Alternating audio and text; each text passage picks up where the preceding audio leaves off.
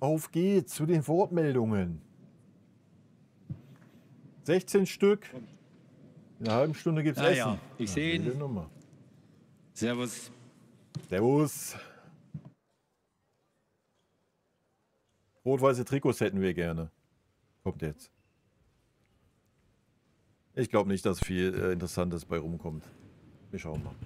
Also bei den 16. Servus, liebe Mitglieder, liebes Präsidium, lieber Vorstand. Zunächst, liebes Präsidium, herzlichen Glückwunsch zur Wiederwahl und auf die nächsten Jahre. Ich freue mich, heute hier zu stehen, nach sage und schreibe 15 Siegen in Folge. Es macht gerade richtig Spaß, unseren FC Bayern spielen zu sehen. Jo. In dieser Stelle danke an den Trainer, danke an die Jungs und ich glaube, wir haben da gerade wieder eine richtige Mannschaft auf dem Platz.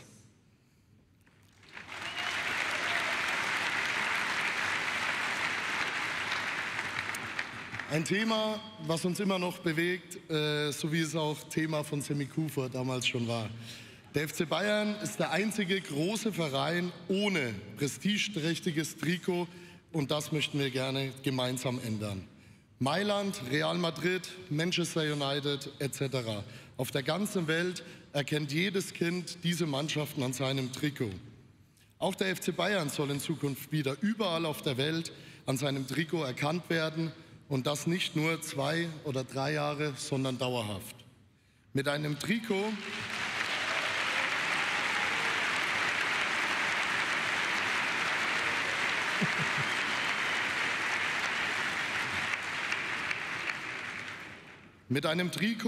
das für den FC Bayern steht wie kein zweites, das alle Bayern-Fans verbindet und sich alle identifizieren. Das rote Trikot mit weißem Kragen ist das Trikot, mit dem Generationen von Bayern-Fans groß geworden sind und Kindheitserinnerungen verbinden. Es ist das Trikot, mit dem wir unsere großen Erfolge gefeiert haben, egal ob in den 70ern, 2001 oder 2013. Es soll nicht nur bloße Spielkleidung sein oder ein Merchandising-Produkt, sondern ein geschichtsträchtiges Prestigeobjekt, weil dann bräuchtest du nur ein Trikot und das kannst du dein Leben lang anbehalten. Du musst natürlich jedes Jahr ein neues Trikot haben, damit du das auch jedes Jahr neu verkaufst.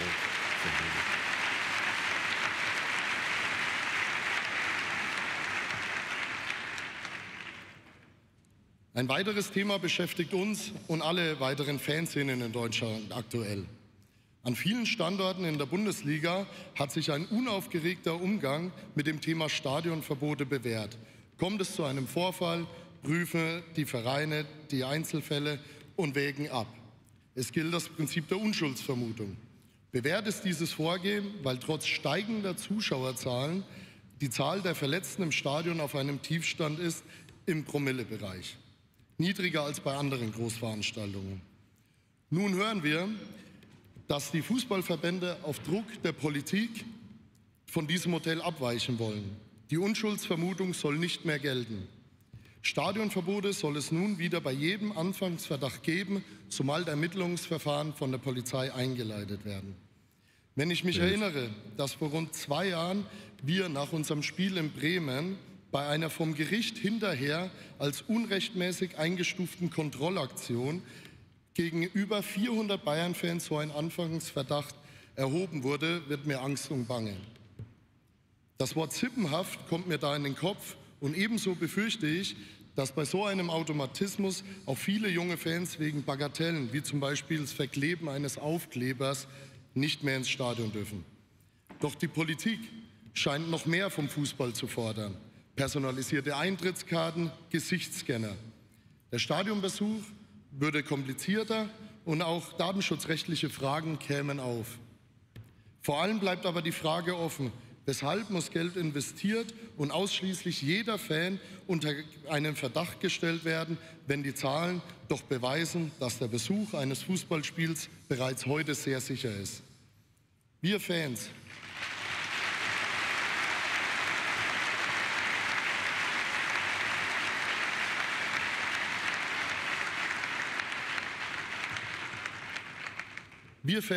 tragen einen großen Teil zur Attraktivität des Stadionbesuchs bei.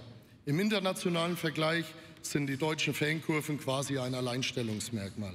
Wir erwarten deshalb auch, dass unsere Vereinsoffiziellen populistischen Forderungen entgegentreten und klarmachen, dass Fans grundsätzlich kein Sicherheitsrisiko sind und eine Verschärfung von Richtlinien noch die Einführung personalisierter Tickets notwendig sind.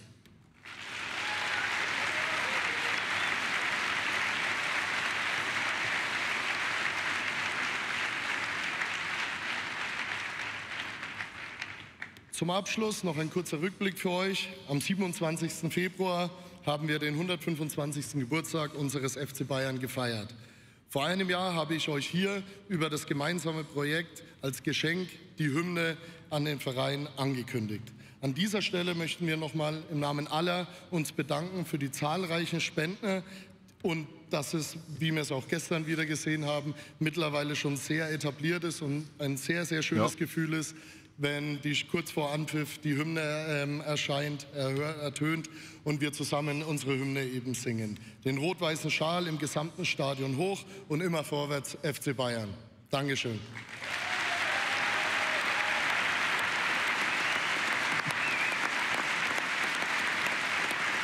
Ja, nochmal, ist schon wild, dass das von den Fans kommen muss, ne? Und finanziert werden muss. Das ist schon wild.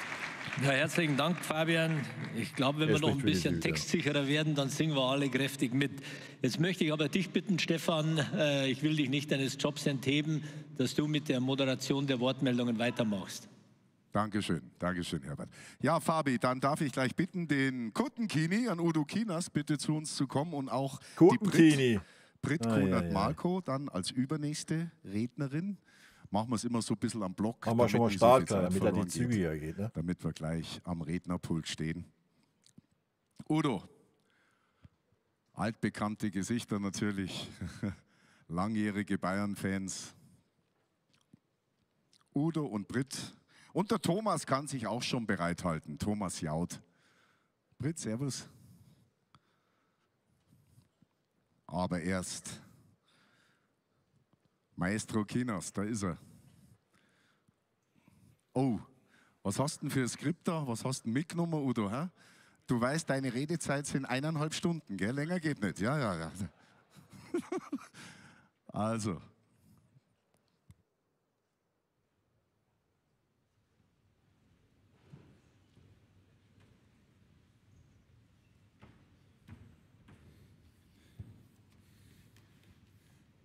So, hallo zusammen.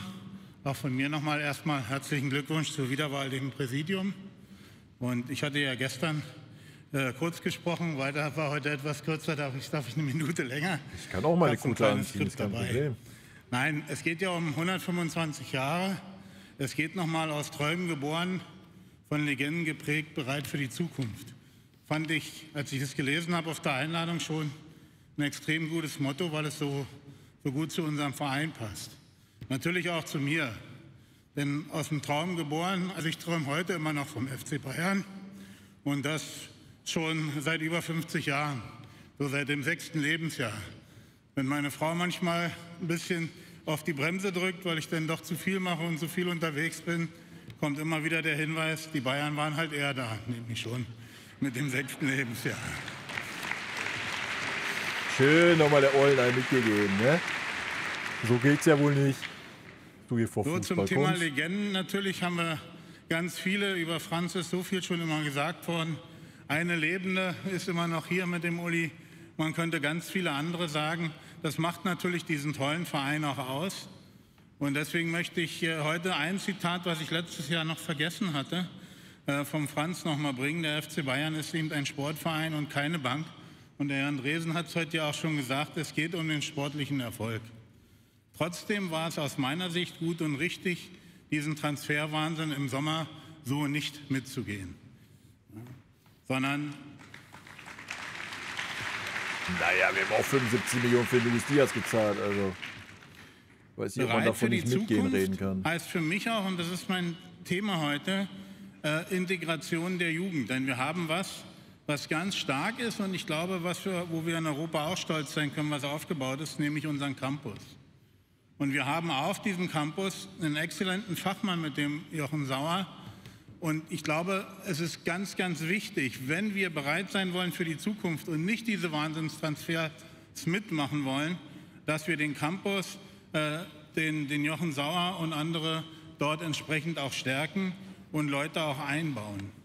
Und manchmal wünsche ich mir dann auch so ein Zitat, was ich von Frank Gaal und auch vom Hermann Garland immer kenne, die dann so schön gesagt haben, brauchen wir nicht kaufen, haben wir selber. Ja, und das ist im Prinzip unser Campus. Und deswegen glaube ich, ist es wichtig, dass wir auch Winnie den Rücken stärken, Mut zur Jugend zu haben und wesentlich mehr noch zu integrieren, als uns das bisher in den letzten Jahren gelungen ist, nämlich immer nur mit Einzelnen. Ich bin mir nicht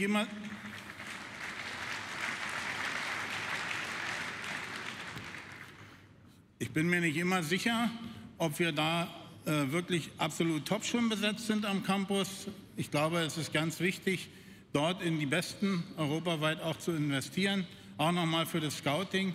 Ich glaube, das kann weiter optimiert werden, was man so als Laie von außen so mitkriegt. Aber bei dem Thema Laien, da fällt mir noch was ein. Also dieses Thema Laien würde ich gerne nochmal ansprechen, weil da sehe ich durchaus Potenzial, die Zukunft durchaus besser zu gestalten. Manchmal sage ich so böse zu dem einen oder anderen, das Thema Laien und Leihspieler, also Laien wird, manchmal habe ich den Eindruck, beim FC Bayern dann doch eher mit A, denn mit EI geschrieben. Weil ich will so ein paar Beispiele bringen. Ja? Ich glaube, es ist ganz wichtig, dass wir gut und richtig verleihen. Wir haben mit dem Richard Kitzbüchler und auch mit dem Timo Kern 2 Leute, die auch die Kommunikation stärken sollen. Wir hören aber dann auch immer wieder von den verliehenen Spielern, naja, so doll war es mit dieser ganzen Kommunikation nicht. Denn Kretzig sagt irgendwann, ich habe schon nur noch ein Hotel genommen, gar kein Apartment mehr oder irgendwo, weil es immer nur wieder hin und her ging. Stuttgart, Heidenheim, Salzburg. Den Asnou verleihen wir nach Valladolid, nach Spanien, zu einem Zeitpunkt, als die uneingeschränkt Tabellenletzter und eigentlich schon abgestiegen sind. Ich weiß nicht, ob so junge Leute dann da wirklich so richtig was lernen können, wenn die da spielen. Ein Wanner kommt in Heidenheim dann irgendwann auch nur noch von der Bank, weil die auch gegen den Abstieg spielen. Ein Ibrahimovic sitzt in Rom mehr auf der Tribüne. Ein Perez ist heute beim HSV derjenige, der den HSV pusht, aber das ist doch nicht diese Entwicklung für den Spieler. Und mein Beispiel soll enden mit einem Kusiasare, der geht ganz schnell nach Fulham, noch so kurz vor Schluss. Da hat er außen bestens besetzt, da hat er Top-Stürmer vor sich und er selber kommt hauptsächlich von der Tribüne oder wird wie zuletzt bereits in der 92. Minute eingewechselt. Das ist doch nicht die Entwicklung, die die Spieler brauchen. Hat da einen Punkt auf jeden Fall, ne? Udo, bevor du in der 92. Minute bist, bitte komm zum Ende. Ja.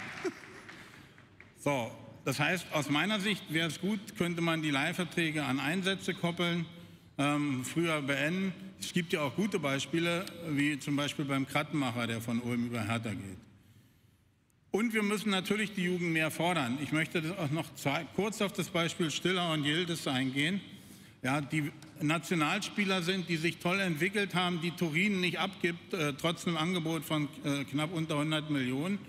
Und wir sind nicht in der Lage, die weiterzuentwickeln. Deswegen glaube ich, und das ist meine Bitte, wirklich hier in diesem Bereich Campus und Leihspieler weiterzumachen.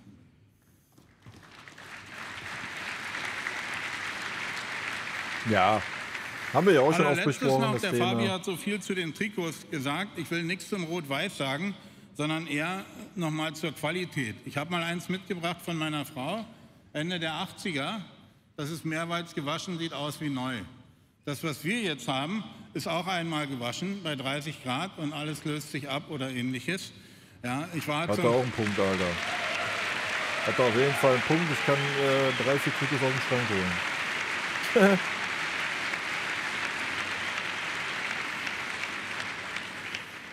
Ich glaube, das haben viele von euch schon erlebt. Zum Tag des Trikots war ich ganz stolz mit dem Thomas Müller-Trikot bei meinen Verwandten zum Kaffee trinken.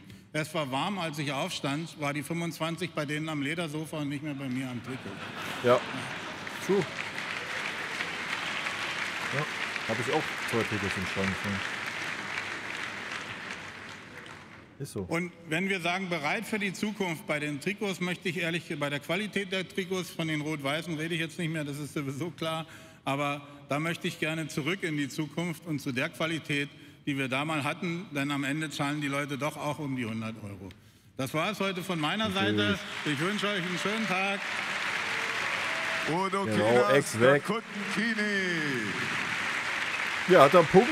Sollte man mal drüber nachdenken. Und es ist auch ein Trauerspiel für Adidas, Britt, wa? wo bist du? Muss man auch mal sagen. Britt Kunert-Malko. Zur Jugendspielergeschichte. Komm mal her, Britt. Ja, kann man ein bisschen differenzierter sehen natürlich. Du wirst es nie erleben, Man dass wir muss 2, 3 Prioritäten Jugendspieler in setzen einem im Jahr Leben, irgendwie An so einem versuchen, 2. einzubinden. November Das ist halt einfach nicht möglich. hast du gedacht, mein FC Bayern hat Jahreshauptversammlung. Also wenn es ein Jugendspieler Und wird, da so wie komm jetzt ich Lennart natürlich Karl, noch ab und wünschen, wann mal auch wenn ich so ein heute Winston Geburtstag Mike da. Das ist dann schon das höchste Happy der Gefühle. Birthday, Das ist Fritz. okay, ne? Und danke. Bitteschön. Alles andere wird Redner schwierig. Pult. Halt. Alles Gute. Liebe Mitglieder, Vorstand und Präsidium, die Abteilungen, besonders die Frauen und die Basketballer möchte ich heute auch begrüßen. Ebenfalls möchte ich unseren Freund Harry begrüßen, der extra aus den USA für dieses Wochenende und zur JHV hergekommen ist. Respekt.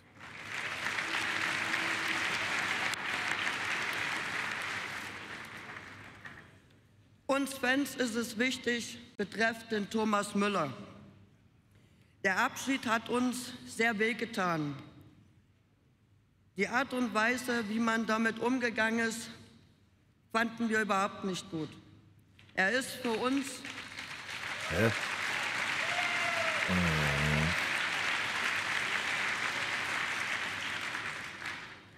Er ist für uns nicht nur ein Spieler, er ist eine Identität des Vereins. Genau, Alto Betty. Er ist ein Vorbild für viele Menschen. Er ist für uns eine Legende, die uns tief ins Herzen gewachsen ist. Mit dem Rausgehen von Thomas Müller habt ihr uns das Herz rausgerissen.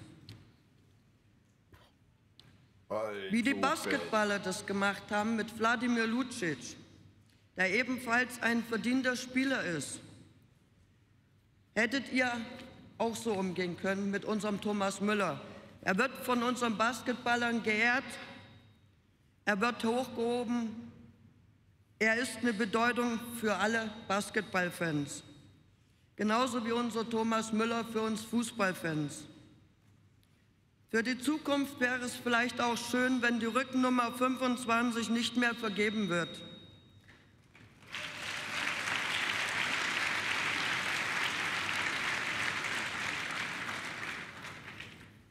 Von der Bedeutung her steht Thomas Müller für uns Fans auf einer Stufe mit Franz Beckenbauer und Gerd Müller.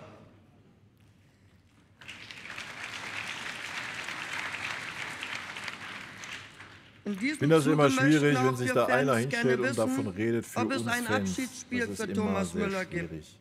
Wie da der Kann ja für Stand der sich Dinge sprechen ist. oder für ihre Oder ob wir dann Fanclub, auch wie bei Bubble, Robben, was Ribéry weiß und ich. Rafinha auch so lange Aber warten müssen. Und das sind auch verdiente den Legenden ich auch von als unserem Fan. Verein. Die brauchen nicht für mich sprechen, Alter. So, Dankeschön für euer Zuhören. Ich hoffe, Was hat man jetzt erwartet, dass wir Thomas Müller wie Cäsar Dankeschön, Britt. auf den Podest wünsche stellen euch allen und einen der schönen Rest der Sonntag noch. Mannschaft schultert ihn und Herr läuft Präsident 2 Herbert Ehrenrunden Heiner, durchs also wir haben Stadion, jetzt oder gehört, was? 3 am Also Stück, den Fabi Stamberger, Udo Kienast und die Britt gerade eben. Thomas Müller hat ein ganzes Spiel Bitte gekriegt sehr. und hat danach eine Ja, Abschiedsrede herzlichen von Dank 15 an alle Minuten gehalten, drei wo die für Mannschaft Ihre dumm auf dem Fragen. Platz Fangen stand wir und so gleich gemacht mit der hat. Frau Britt Kunert-Mahler an, Was auch erwartet von man hier denn, Alter? oben. Herzlichen Glückwunsch, Happy Birthday und alles Gute. Schön, dass Sie heute bei uns sind an Ihrem Geburtstag.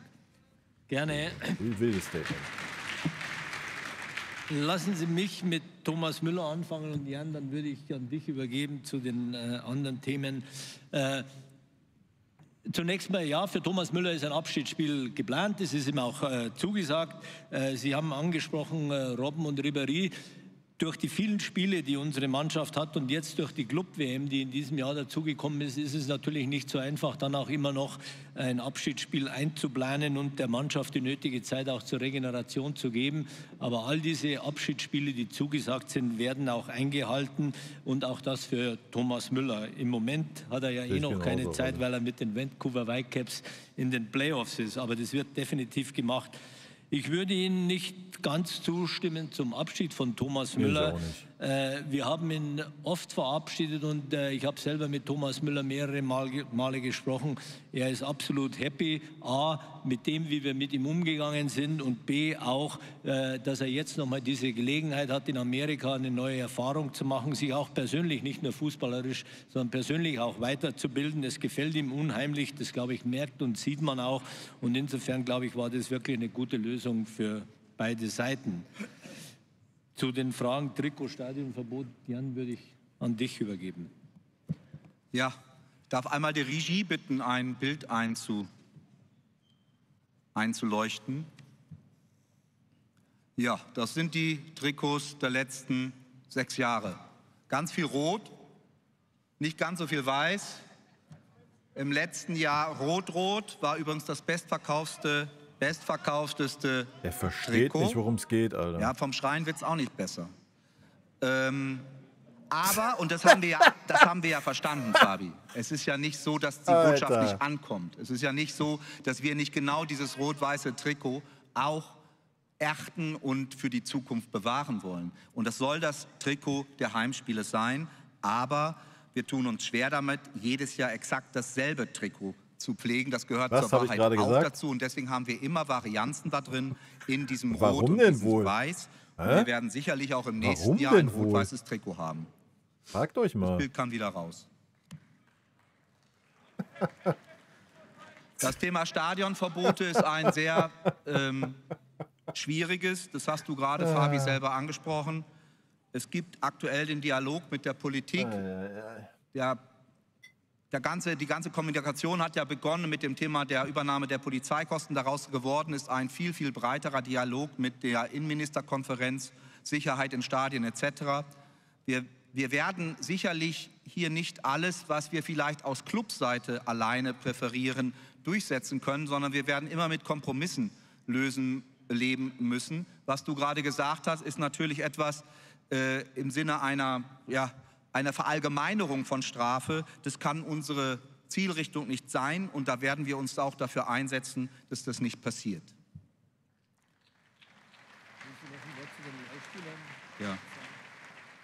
Zum Thema Leihspieler, was der Udo gesagt hat und überhaupt zum Thema Campus. Es ist ein extrem breites Feld und die Frage ist ja auch, was ist Erfolg und was ist nicht Erfolg? Wir freuen uns darüber beispielsweise, dass wir 44% der Jahrgänge 1999 bis 2003, das sind 51 Spieler, 44% der Spielerinnen und der Spieler, die bei uns waren, aus diesen Jahrgängen mittlerweile Profis geworden sind, in den Top 20 Ligen in Europa.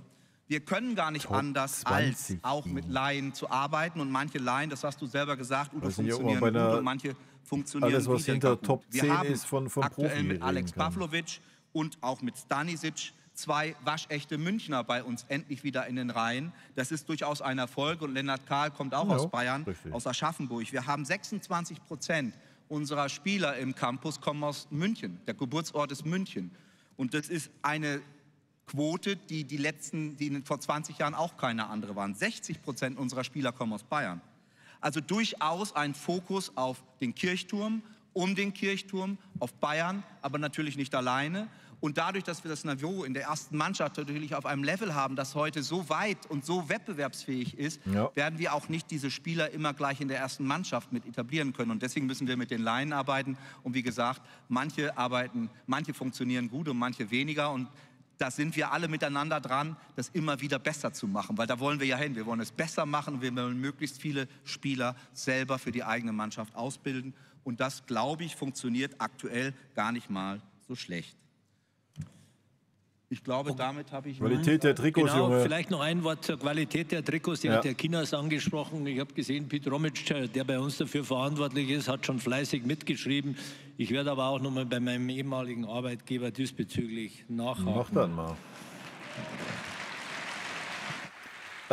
Zu den Take, Real spielt auch jedes Jahr im Weiß zu Hause. Verstehe nicht, warum nicht das so, ganz kurz, Rudi, der Grabmeier, Rudi, bitte kommst du auch schon mal in unsere Richtung, genauso weil wie wir auf die Einnahmen angewiesen sind und wir nicht jedes Jahr ein... Aber jetzt gehen wir ins Allgäu, gell? Nichts den absoluten Überstar verpflichten, der dann quasi die Trikots verkauft, obwohl die Trikots die gleichen sind, weil einfach der Flock drauf ist. Ja. So, Real Madrid verpflichtet jedes Jahr irgendeinen Superstar. Da kommt dann der Vlog drauf, ist ein neuer Spieler und dann werden die Trikots verkauft. So, wenn du bei uns jedes Jahr dasselbe Trikot Liebe hast. Freunde des FC Bayern, verpflichtest ja nicht jedes Jahr einen Harry Kane. Bevor ich zu meinem eigentlichen Thema komme, habe ich noch ein paar Anmerkungen. Der FC Bayern sollte klar für seine Werte einstehen. Geil. Und auch, wenn es nur um eine Hospitation ging, so wurde doch im aktuellen Fall der Eindruck vermittelt, dass das Thema Gewalt gegen Frauen durch die mangelhafte Positionierung nicht ausreichend ernst genommen wurde. Gar nicht. Gar nicht wird ernst genommen.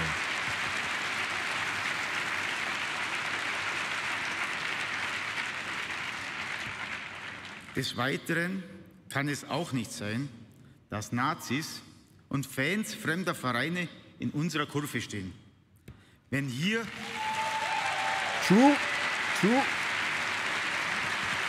Noch ein Daumen.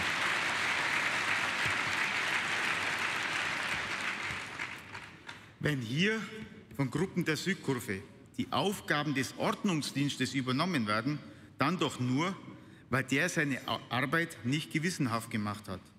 Daher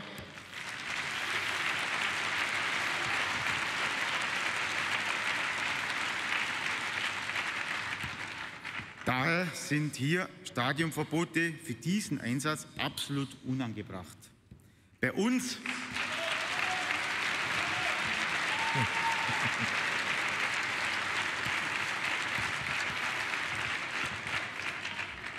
wird man Danke oder Vergelt's Gott sagen.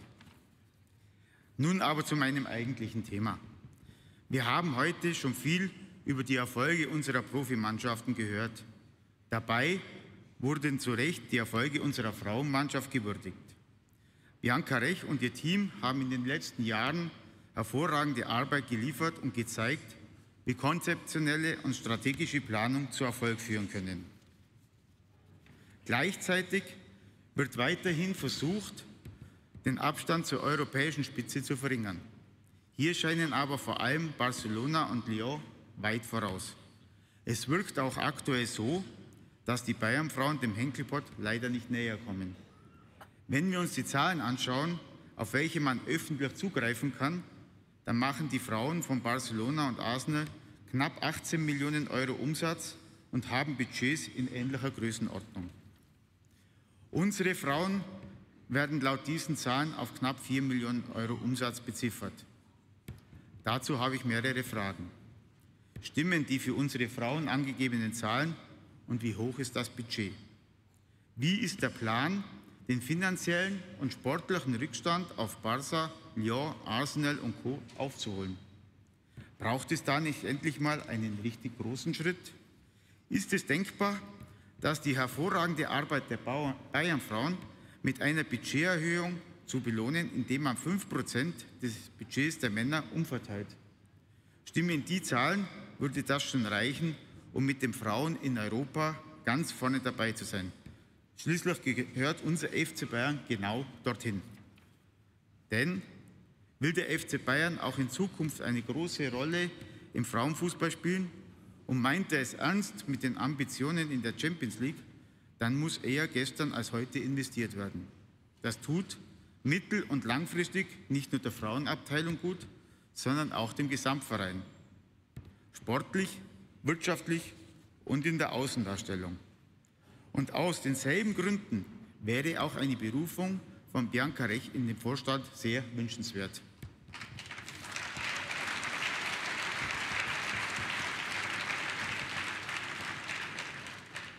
Zu guter Letzt scheint auch endlich ein Ausweg aus dem Stadiondilemma gefunden zu sein. Campus zu klein, Allianz Arena meistens zu groß. Ja, der Sportpark in Unterhaching wäre die ideale Lösung. Wird das was? Schließlich haben wir doch viele gute Erinnerungen an dieses Stadion. Vielen Dank. Thomas, Dankeschön. So, was ist deine Erwartung an das Spiel gegen Paris? Jetzt ja, das ist die ultimative Challenge wird es werden. Werner Simmel, der nächste Redner. Der Werner übrigens mit der Mitgliedsnummer 365. Hurra! Ist schon gut. Schon lang dabei.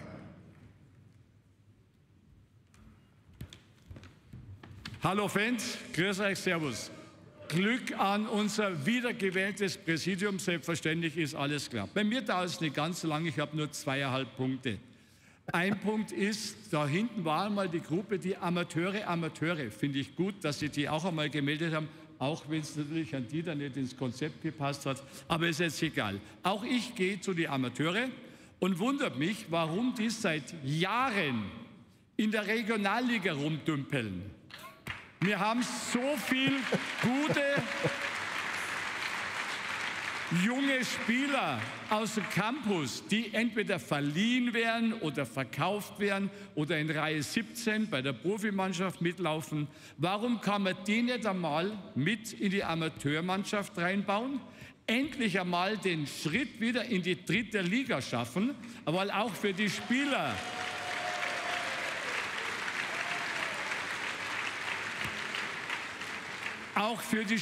die aus der Verletzung kommen und wieder Spielpraxis sammeln müssen, um wieder bei den Profis mitspielen zu können, ist doch besser, wenn ich gegen eine Drittligamannschaft spiele oder wenn ich doch gegen Oberbrimfting oder Oderschorst Brügelbach verliere. Das ist doch, das muss doch nicht sein. Also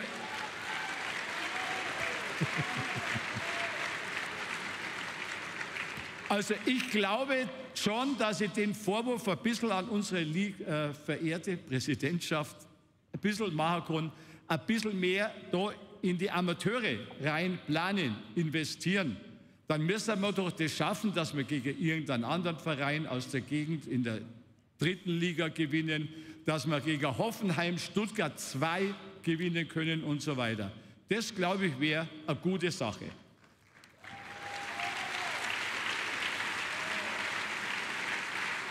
So, Freunde, jetzt habe ich, wie gesagt, Mitgliedsnummer 365. Ich war schon gestern das 448. Mal in der Allianz Arena.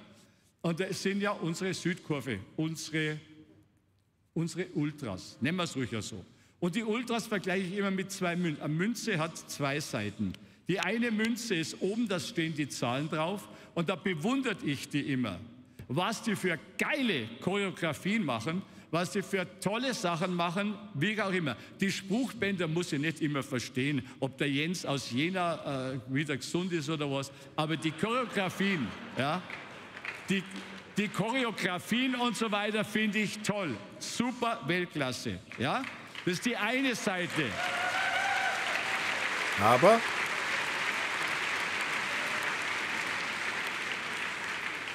Aber jede Münze hat, wie gesagt, 2 Seiten. Die zweite Seite geht bei mir um ältere Herrschaften, ich bin ja auch schon über 35, für Auswärtsspiele. Du gehst halt in irgendein Stadion, kaufst dir einen Sitzplatz, weil du kannst das ja leisten, und dann möchtest du in den Sitzplatz hingehen. Kannst gar nicht, wenn du in den Block kommst, gar nicht rein. Wenn du an den Sitzplatz gelandet bist, dann ist plötzlich ganz schlimmer das Obertrochtingen oder was, das Pokalspiel. Da war der ganze untere Block nur Sitzplatz, ja, und da waren bis auf 3 Meter Höhe nur die Zaunfahnen. Du konntest das Spielfeld gar nicht sehen. Und wenn du drüber die großen Fahnen. Liebe Freunde, ich verstehe es, dass ihr was macht, aber ihr könnt ja den ganzen Sitzblock mit eurer Zaunfahne andecken. Geht nicht. Ja? Also,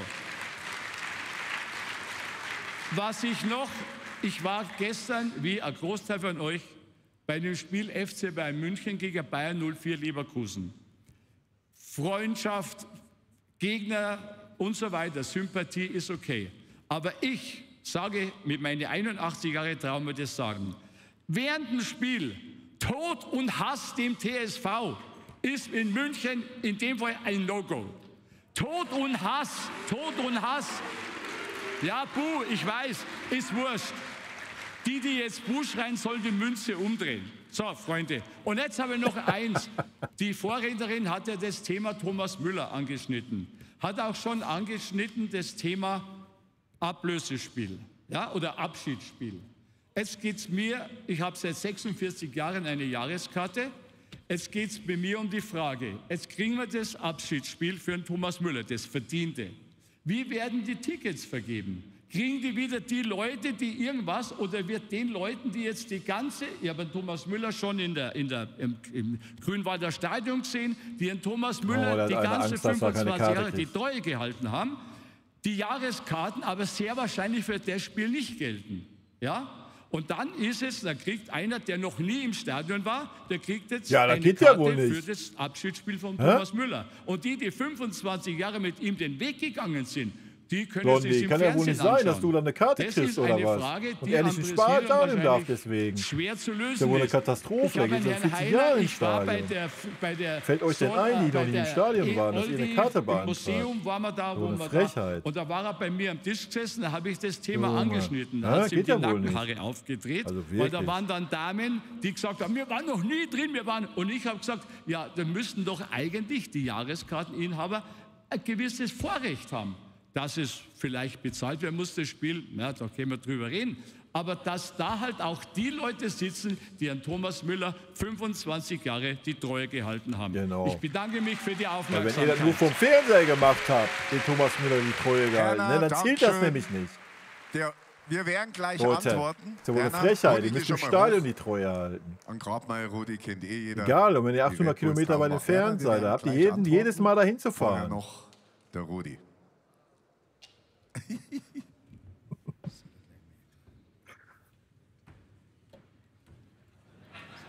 Ja, erstmal eine Fifi, ne?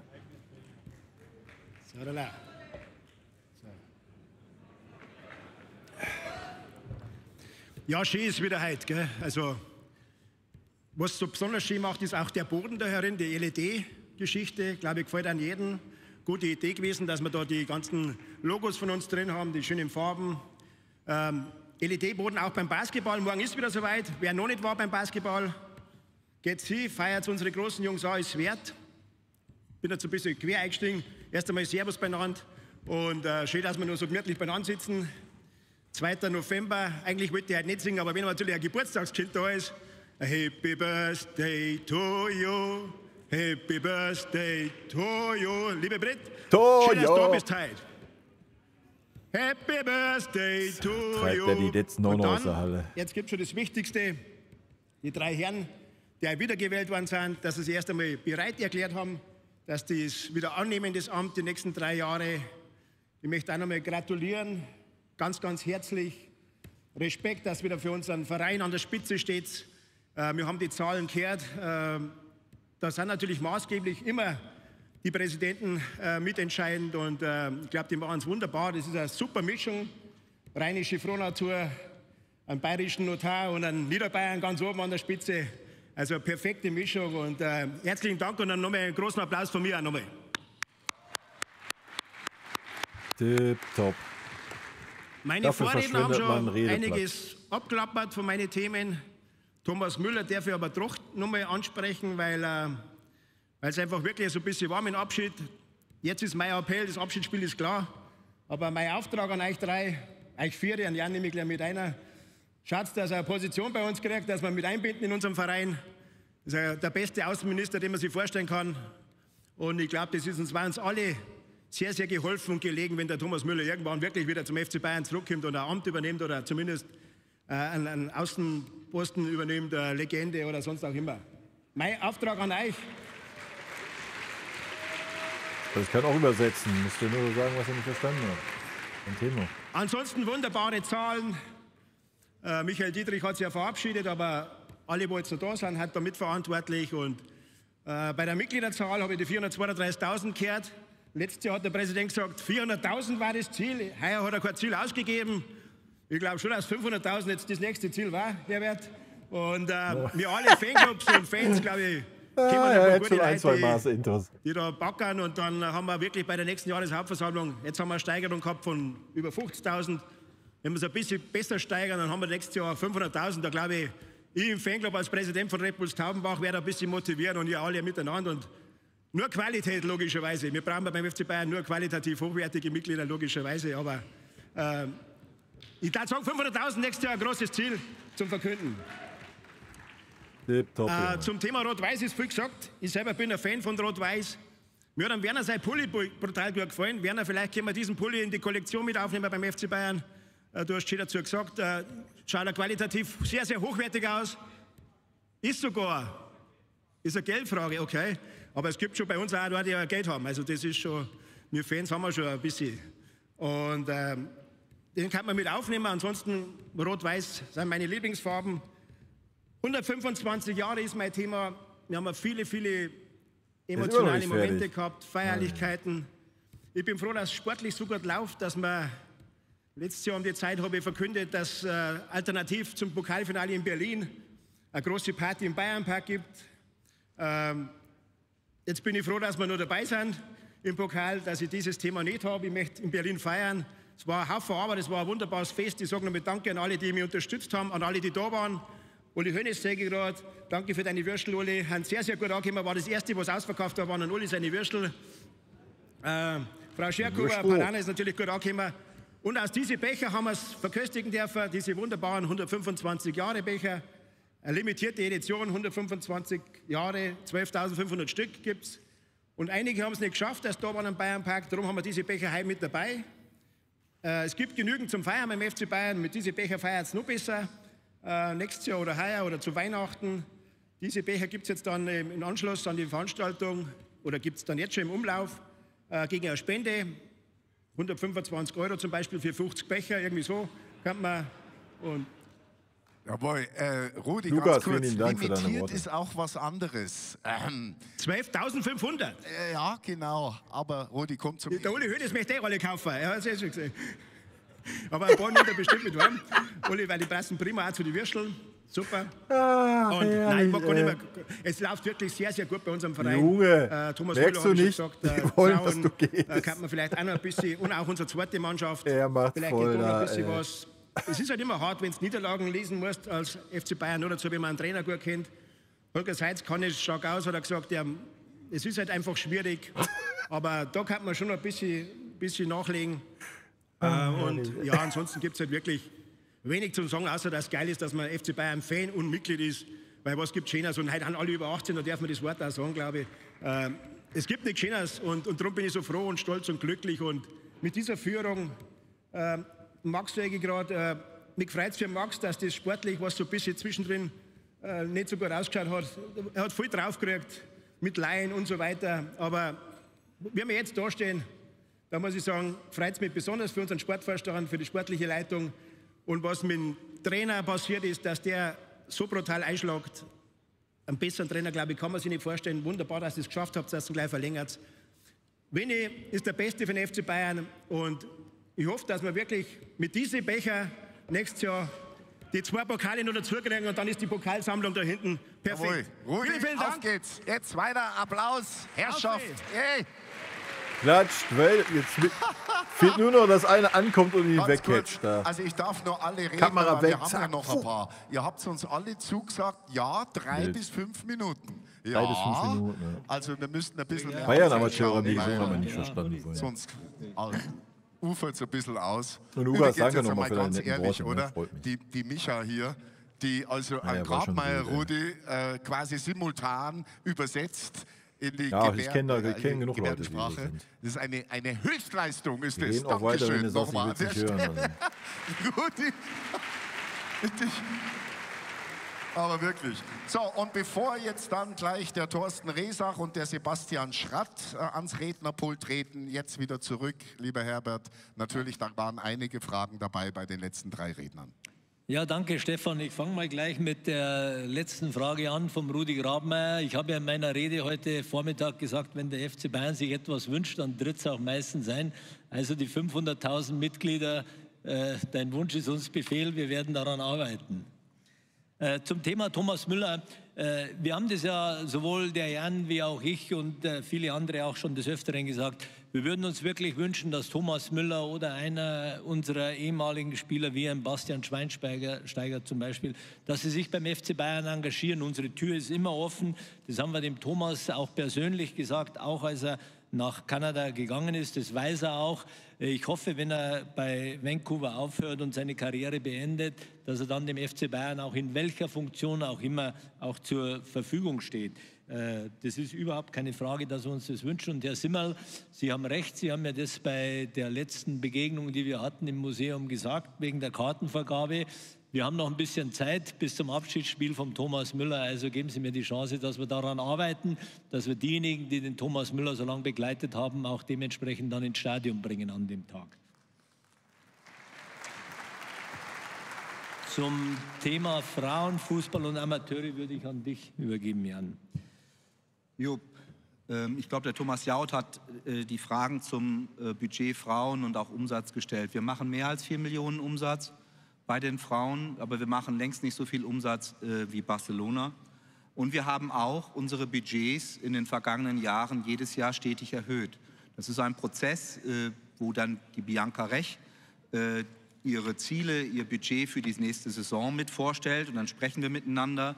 Und so wie wir mehr einnehmen, so erhöhen wir auch unser Budget, weil auch hier wollen wir natürlich trotzdem auch das, was wir sonst an anderer Stelle sagen, einhalten, nämlich, dass wir nicht mehr ausgeben, als wir einnehmen. Und was wir heute für eine Situation haben, die Gehälter sind ungefähr, das Gehaltsbudget ist in den letzten Jahren ungefähr verdoppelt bei den Frauen. Und trotzdem, wir haben die Umsätze erhöht, aber wir sind bei den Frauen so, dass wir doch deutlich mehr Umsätze machen müssen, um hier maßgeblich mehr investieren zu können. Und diesen Gleichklang wollen wir da auch durchhalten, weil wir auch nicht glauben, dass jetzt einfach das Abzwacken anderer Budgets irgendwo anders es ist aber auch der Sache ein bisschen dient, heuchlerisch, wenn wir den Fanartikel Frauenfußball verkaufen, weil die das ist das verkaufen wir Ziel. ja für den gesamten Fußballverein. Die verkaufen wir ja nicht explizit für die Amateure. Männer. Ja, und Frauen, Amateure, ja, du hast natürlich ein paar Frauenartikel. Ja, Ja, also aber Werner, da hast du, glaube ich, jedem aus der Seele gesprochen. Müsste Es man gibt dann ganz, ja ganz mal viele irgendwie Gründe, splitten, oder? die ich jetzt hier an der Stelle uns auch ersparen möchte. Warum es ist, wie es ist, weil das Ziel muss sein, dass wir 3. Liga spielen. Punkt.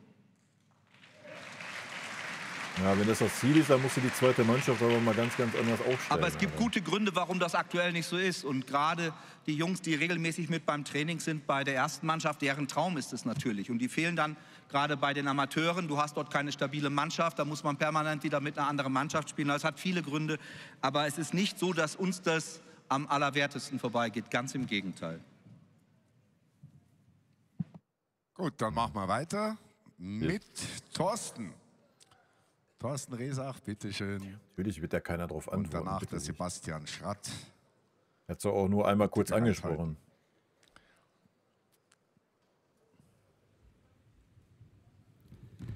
Servus zusammen, liebe Mitglieder, Vorstand, Präsidium. Mein Name ist Thorsten Resak, ich bin ehemaliger evangelischer Pfarrer, unter anderem in Jerusalem. Ich möchte vorwegstellen, danke dem Vorstand der AG und dem Präsidium für die verdammt gute Arbeit, die Sie hier leisten und jeden Tag dafür sorgen und sich auch wirklich den Allerwertesten aufreißen, dass dieser Verein so verdammt gut dasteht. Danke dafür. Der FC Bayern ist aber meiner Meinung nach mehr als sportlicher und ökonomischer Erfolg. Der FC Bayern steht auch für Werte. Ich denke, wir haben das alle gesehen, wo wir reingekommen sind. Rot gegen Rassismus. Es war überall auf allen Anzeigetafeln. Es ist dem Verein wichtig und es ist gut. Und wir haben Persönlichkeiten in diesem Verein, die vorangehen. Siehe Herr Hoeneß bei der Trauerfeier für Franz Beckenbauer. Ich fand es enorm stark, wie Sie ein ganz klares Statement gegen die AfD gesetzt haben. Fand ich ein unfassbar starker Moment.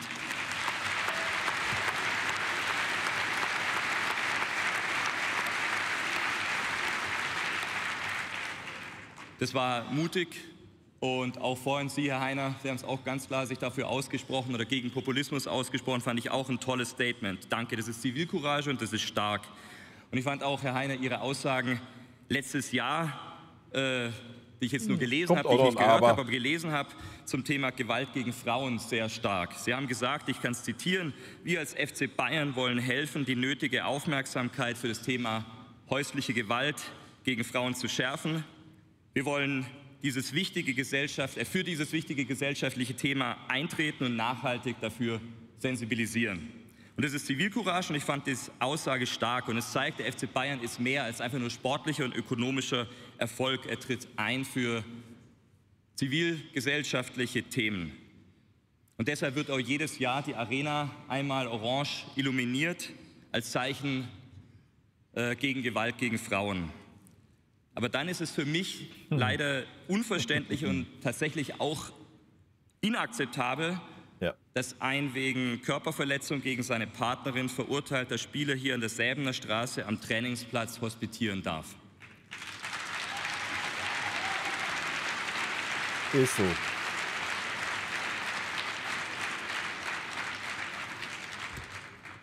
Und diese Hospitanz wurde abgesagt und dafür danke ich Ihnen. Und das ist auch Stärke, dann ein Stück weit da in diese Richtung zu gehen. Aber ich finde, es darf nicht sein, dass das erst nach einem massiven Shitstorm der Südkurve geschieht und nicht intrinsisch aus eigenem Antrieb vor diesem Shitstorm schon unterbunden wird.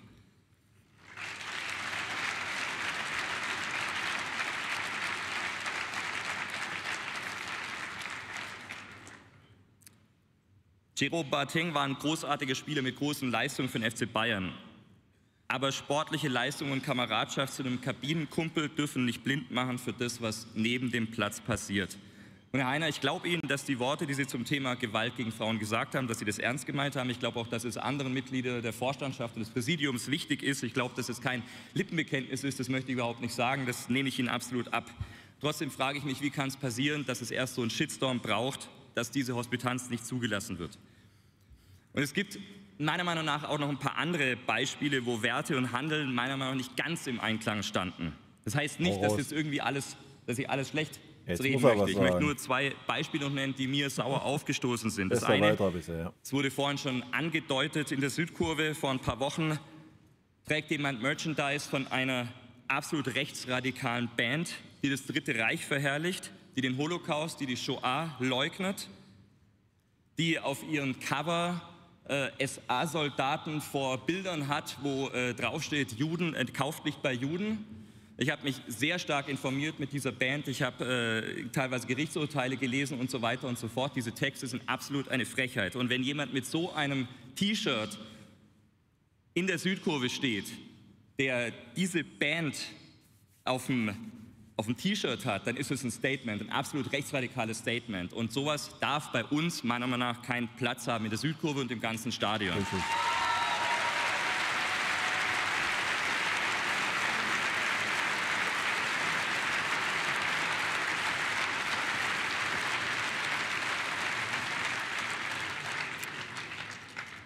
Und dann gibt es Leute aus der Südkurve, die Zivilcourage zeigen und die diesen Nazi den Ordnern übergeben und die jetzt mit einem Stadionverbot belangt sind. Lächerlich, ne? Und ich finde, das kann nicht sein vor dem Hintergrund der Kampagne und auch vor der Werte, für die wir stehen, Rot gegen Rassismus. Und ich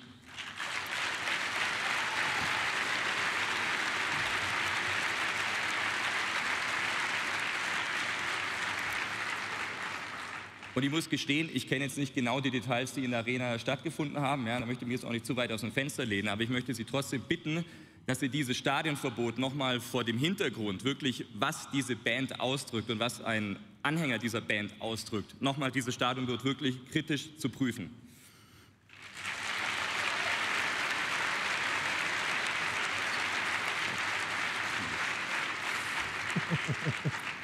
Und noch ein kleiner Punkt, der mir aber tatsächlich sehr wichtig ist. Ich habe es eingangs gesagt, ich bin ehemaliger Pfarrer. Ich habe 2 Jahre in Jerusalem gelebt. Ich kenne den Nahen Osten sehr gut. Ich habe für die EKD dort gearbeitet, auch im jüdischen Kontext. Ich mag aber auch die arabische Welt sehr gerne. Ich wage mir anzumaßen, dass ich den Nahosten ein bisschen kenne.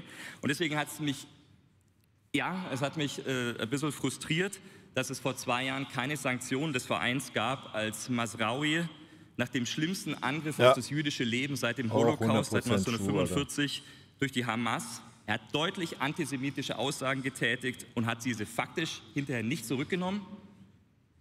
Und dass hier keine Sanktionen seitens des Vereins erfolgt sind, fand ich schlecht. Und ich hätte mir das gewünscht, dass da ein Statement erfolgt. Ja. Und ich kann mir sehr gut vorstellen, es ist leicht, sowas zu sagen als Fan, als Mitglied, der nicht in der Verantwortung steht. Ja, wenn man in der Verantwortung steht, ist es sehr schwer, die richtigen Worte zu finden. Und das ist mit Sicherheit nicht leicht gewesen. Und Sie haben sich da mit Sicherheit auch Gedanken gemacht. Aber ich wollte es einfach nur betonen, dass ich das nicht gut fand. Und abschließend möchte ich sagen, bei uns in der Arena Und im Verein darf keiner einen Platz haben, der ausländerfeindlich ist, der rechtsextrem ist, der Homosexuelle verachtet oder der Gewalt gegen Frauen gutheißt. Und ich wünsche mir hier... Gilt übrigens auch für den Chat, für den Kanal hier, ne? Aber habe ich schon oft genug gesagt. Und ich finde, die Werte, für die wir hier stehen und die der Verein auch öffentlich propagiert, finde ich toll. Aber ich würde mir hier dann, wenn es wirklich darauf ankommt, nochmal eine schärfere Kante wünschen und dass wirklich diese Werte auch mit Taten gelebt werden. Dankeschön. Ja. So. Überragender Beitrag, Alter. Hätte ich niemals so gut ausdrücken können. Wäre viel zu emotional bei mir. Hut ab. Und ich bin gleich mal auf irgendeine Antwort gespannt. Ja. Und bevor der Sebastian anfängt, bitte ganz kurz, wenn ich jetzt sage, der nächste Redner ist Michael Ott, dann wird der eine oder andere sagen, ja wieso, der war doch schon auf der Bühne. Aber Michael ist ein sehr beliebter Vorname, Ott ist auch ein Nachname, der öfter vorkommt. Wir haben echt einen zweiten anderen Michael Ott unter uns. Wäre so geil, wenn er in dieselbe Kerbe jetzt gehen würde. Okay? Also, der andere Michi, bitte schon mal zu mir kommen. Danke. Und jetzt du, Sebastian. Ah, will ich das feiern, ey. Sehr geehrtes Präsidium, sehr geehrter Vorstand, liebe Mitglieder und Fans des FC Bayern München. Auch dieses Jahr stehe ich wieder hier, um auf den Frauenfußball in unserem Verein aufmerksam zu machen. Unsere Mannschaft hat dieses Jahr Historisches erreicht. Zum ersten Mal in unserer Vereinsgeschichte konnten wir das Double feiern. Dafür möchte ich im Namen der aktiven Fans herzlich gratulieren. Ihr habt uns mit fantastischem Fußball begeistert und unvergessliche Momente geschenkt. Ein großer Dank gilt auch unserem ehemaligen Coach Alexander Strauß und für seine Arbeit. Und ich wünsche unserem neuen Trainer José Bacalle und seinem Team viel Erfolg für die kommenden Aufgaben. Unseren zwei langzeitverletzten Spielerinnen Lena Oberdorf und Sarah Zadrazil möchte ich an dieser Stelle natürlich eine gute Besserung wünschen.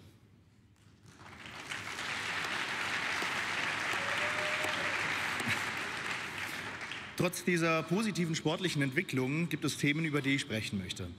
Zwar werden mittlerweile Informationen für Auswärtsfans online gestellt, doch der Erhalt von Karten auswärts bleibt oft unübersichtlich. Wie auch unter diese Woche mit den Auswärtsspielen in Frankfurt und Ingolstadt. Auch beim Vorverkauf für Champions-League-Spiele gegen Juventus zum Beispiel am Campus gab es zuletzt Probleme. Die Dauerkarteninhaber erfuhren erst nach Ankündigung des Verkaufsstarts von ihrer Reservierungsmöglichkeit. Für das kommende Spiel gegen Arsenal läuft der Verkauf eher schleppend. Liegt es an der falschen Werbung, an den Ticketpreisen oder an der Anstoßzeit? Es ist schwer zu erklären, zumal im September noch ein Rekord von 57.700 Zuschauern erreicht wurde. Hier sollten dringend über eine Verbesserung der Kommunikation und Bewerbung der Spiele nachgedacht werden. Verschoben. Die Forderung ist klar, bin aber noch mal 2 Minuten AFK, so lange das Ticketing und die Kommunikation. Ein weiteres Thema ist die Stadionfrage. Unsere Mannschaft und wir Fans fühlen uns am Campus sehr wohl. Das steht außer Frage. Dennoch stellt sich nach dem Bundesliga-Auftakt die Frage, wie es weitergeht. Seit rund 1,5 Jahren hört man öffentlich nichts Neues vom Verein zur Stadionfrage. Nun kam unter der Woche das Thema Sportpark in Unterhaching auf. Sollte dies in Zukunft unsere neue Heimat werden, bitte ich den Verein, nehmt uns Fans in die Planung mit hinein. Zudem möchte ich über das Thema Merchandise sprechen. Seit etwa 3 Jahren gibt es von den Frauen alle 3 Trikots, Home, Away und Champions League. Das ist ein guter Schritt. Dennoch wünschen sich viele Fans, darunter auch ich, mehr Auswahl. Insbesondere Torwart-Trikots mit der Allianz wären wünschenswert. Wir haben 2 Nationaltorhüterinnen in unserem Kader, aber kein Fan von ihnen kann sich ein Trikot kaufen. Oder besser gesagt, das Richtige. Vielleicht lässt sich mit Adidas eine Lösung finden, etwa eine limitierte Vorbestellung.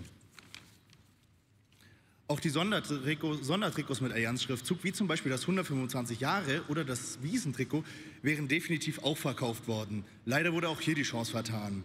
Auch weiteres Fern-Merchandise, speziell für die Frauenmannschaft, wäre wünschenswert. Ein Hoodie oder ein Shirt mit den 2 Sternen, ein neutraler Schal, ohne ein bestimmtes Spiel gebunden zu sein, wie gegen Leverkusen. Simple, aber wirkungsvolle Möglichkeiten, unsere Mädels mehr sichtbarer zu machen. Wir Fans helfen gerne, wenn die Fanshop-Abteilung Unterstützung braucht. Hier ist mein Wunsch an den Verein, prüft die Möglichkeiten, was machbar ist. Abschließend möchte ich mich noch kurz an die Fans und Mitglieder des FC Bayern hier im Saal und auch vor den Fernsehern oder Bildschirmen richten. Die FC Bayern Frauen sind eine der besten Mannschaften in Europas und wird sich in den kommenden Jahren mit Frau Rech an der Spitze definitiv weiterentwickeln. Ich appelliere an jeden hier im Saal und draußen, legt eure Vorurteile gegenüber dem Frauenfußball ab und schaut dieser Mannschaft zu.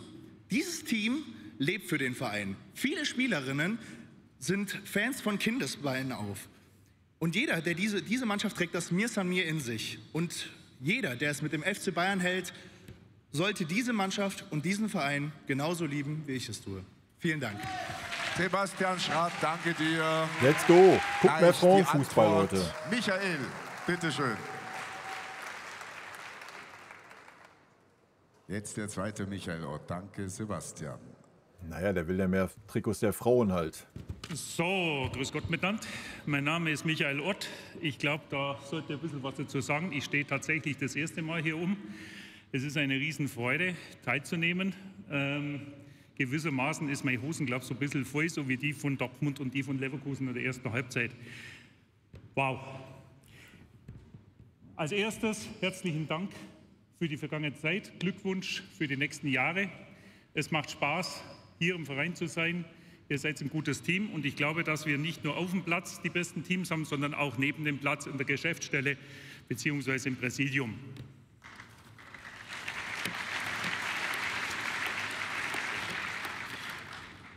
Ich komme aus dem Allgäu, aus der Nähe von Ulm, Herr Hoeneß, also Ildertal. Ne? Nicht gelobt ist. Genau. Ich würde hier nicht oben stehen, um nur Gutes zu sagen. Mir sind in den letzten Wochen und Monaten auch ein paar Themen aufgefallen, die mir Blutdruck beschert haben, die mir einen roten Kopf beschert haben. Und da möchte ich 3 Punkte heute mal ganz kurz einbringen. Das erste ist unser Außenbild. Wie stellen wir uns in den Medien, wie stellen wir uns in Fernsehsendungen und so weiter dar? Ich habe es mitgekriegt, dass wir übereinander reden, dass wir Ratschläge geben, was unser Sportvorstand besser machen könnte und so weiter. Und das stinkt mir. Wir haben Top-Personal auf allen Ebenen und es gilt eine Aussage, die Tür ist immer offen. Wenn die Tür offen ist, kann man rausgehen und mit den Leuten reden. Redet miteinander und nicht übereinander in den Medien. Das ist einfach nicht gut.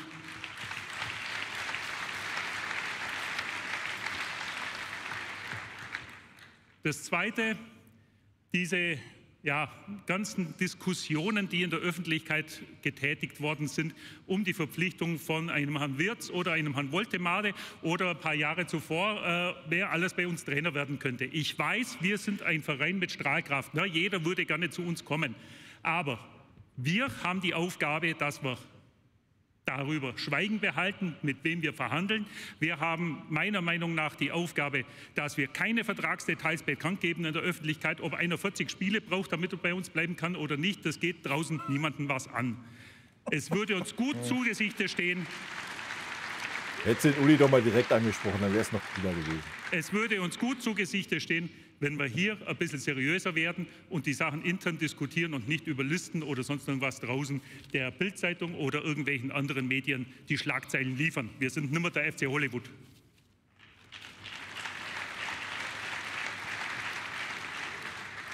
So, und zu guter Letzt noch ein Punkt, den haben schon einige angesprochen vor mir. Ich würde nur ganz kurz ergänzen wollen, unser Trikot, das ist unsere Identität. Das trägt unsere Werte. Ne? Das ist kein modisches Gimmick, das man irgendwo mal kauft und sich dann in den Schrank reinhängt. Damit identifizieren wir uns. Und zwar nicht nur in der Südkurve, sondern auch auf der Gegengerade in dem Block, wo ich drin hocke. Mich würde es freuen, wenn wir ein Trikot wieder hätten, rot wie unser Herzblut und über Jahre hinweg mit einem Erkennungswert.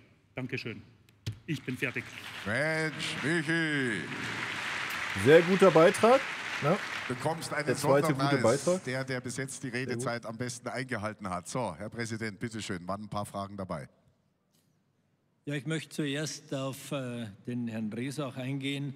Zunächst mal herzlichen Dank, dass Sie uns auch gute Arbeit bescheinigen und dass Sie auch uns abnehmen, dass wir diese Themen, die Sie angesprochen haben, auch ernst nehmen. Das ist wirklich so und ich möchte Ihnen auch ein paar Beispiele geben zu dem, was Sie gesagt haben. Ich fange mal hinten an mit Masraoui.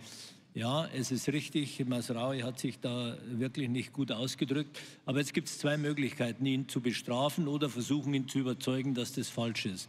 Und wir haben den zweiten Weg gewählt. Ich war selber mit ihm zusammen mit Daniel Peretz, der ja Israeli ist, wie Sie wissen. Und wir haben lange darüber gesprochen, warum das so entstanden ist und dass das eben falsch war von Mazraoui. Und das hat er auch eingesehen.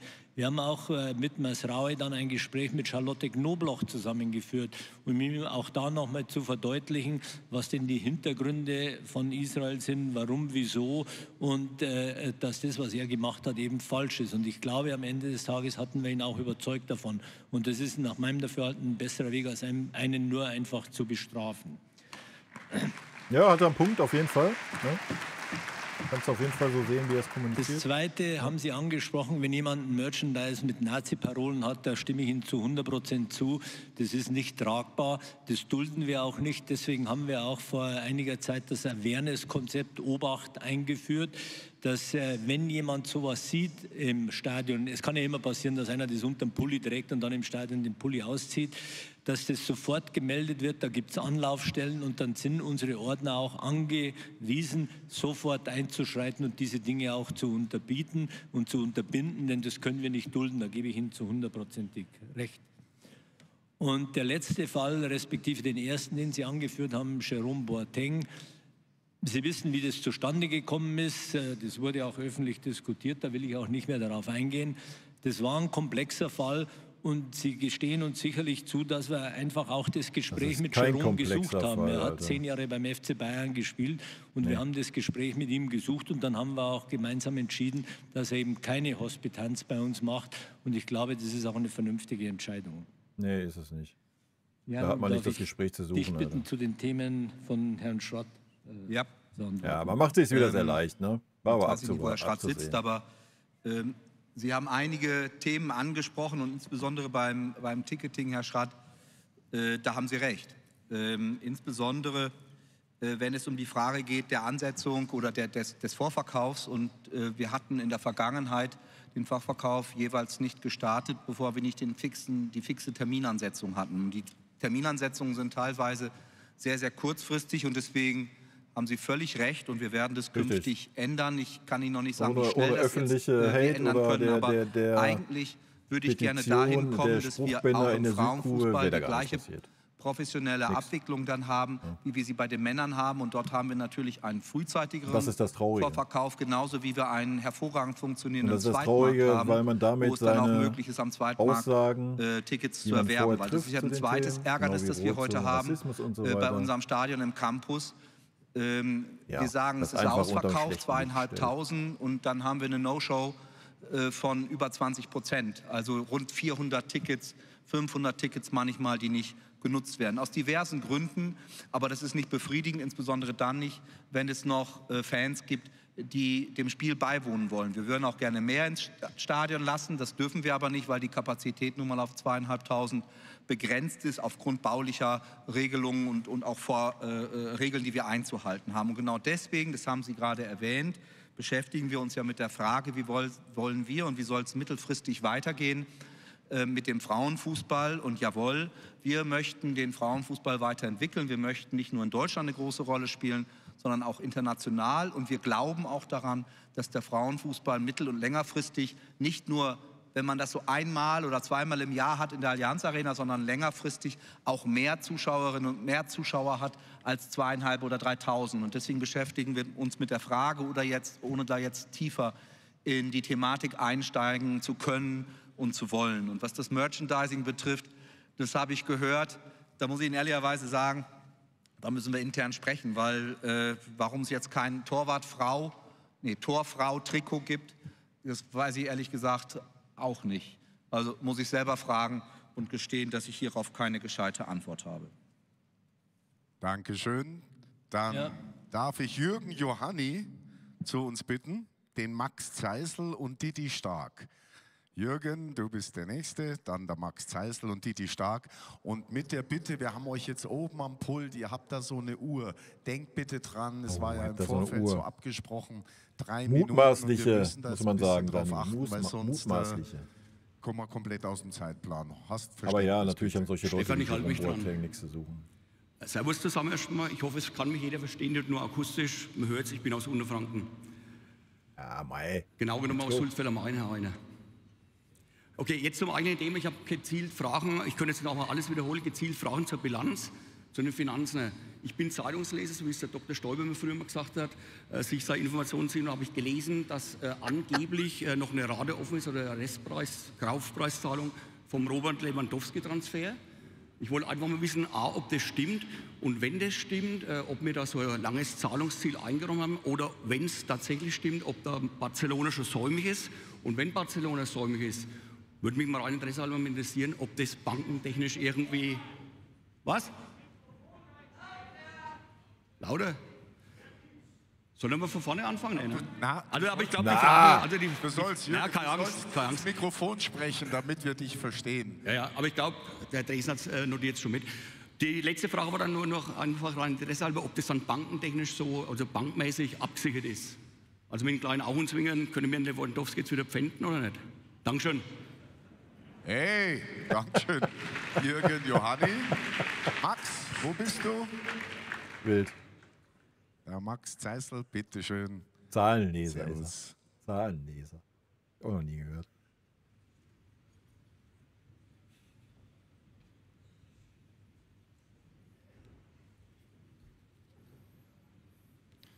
Sehr geehrtes Präsidium, sehr geehrte Vorstandschaft, liebe Mitglieder und Fans des FC Bayern München. Träume groß und manche Ideen sind für die Ewigkeit, sind Leitsätze des FC Bayern München. Der FC Bayern ist heute einer der größten und bedeutendsten Sportclubs der Welt. Doch könnte unser FC Bayern noch sehr viel größer werden, nicht nur sportlich und wirtschaftlich, sondern auch in seiner globalen Bedeutung. Im Jahr 2021 gab es den Versuch einiger europäischer Topclubs, eine Super League zu gründen. Eine neue Liga, losgelöst von den nationalen Wettbewerben, bestehend aus den größten Vereinen Europas: Manchester United, Real Madrid, Inter Mailand etc. Seit der gescheiterten Einführung dieser Super League habe ich mir immer wieder die folgende Frage gestellt. Warum gibt es bis jetzt eigentlich keine internationale, sportartenübergreifende Vereinigung unabhängiger Sportclubs? Ich meine damit nicht nur den Fußball. Ich meine eine eigenständige, globale Vereinigung der führenden Clubs aus den großen Sportarten dieser Welt. Fußball, Basketball, Eishockey, American Football, Baseball etc.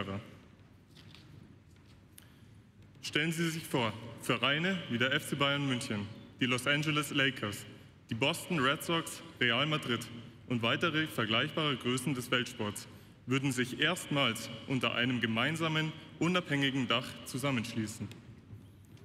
Stellen Sie sich die Möglichkeiten vor, die diese Vereinigungen entwickeln und welchen positiven Einfluss diese haben könnte. Aber am allerwichtigsten und entscheidend für die heutige Veranstaltung: Stellen Sie sich das strategische Potenzial für den FC Bayern vor, das sich ergeben würde, wenn dieser Verein nicht nur Titel gewinnt und wirtschaftliche Rekorde erzielt, sondern auch noch als Initiator einer neuen, weltweit einzigartigen, sportartenübergreifenden Vereinigung von Weltvereinen wahrgenommen wird. Mir ist bewusst, dass dieser Gedanke hoch gezielt ist. Auf der anderen Seite bin ich mir aber auch relativ sicher, dass es eine solche Vereinigung früher oder später geben wird. Mein Wunsch wäre es, dass der FC Bayern es ist, der diese Chance für sich nutzt und neue Maßstäbe setzt und neue Wege geht. Wenn dieser Gedanke in irgendeiner Art und Weise verfängt, würde ich mich freuen, Ihnen ein weiterführendes Konzept in einem kurzen Termin an der Säbener Straße präsentieren zu können. Vielen Dank. Hey Max, danke schön. Max, alles gut, danke sehr. Ich weiß nicht, vielleicht bin ich nicht schlau genug, den Sinn darin zu sehen, aber... Pult zu treten, Didi Stark. Wild. Bitte schön.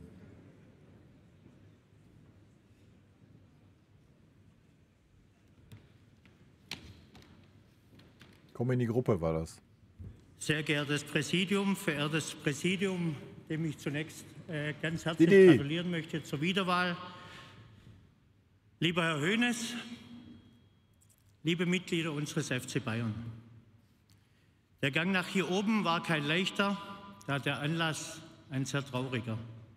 Unser ältestes Mitglied, meine Oma Clara, hat uns vergangenes Jahr leider verlassen.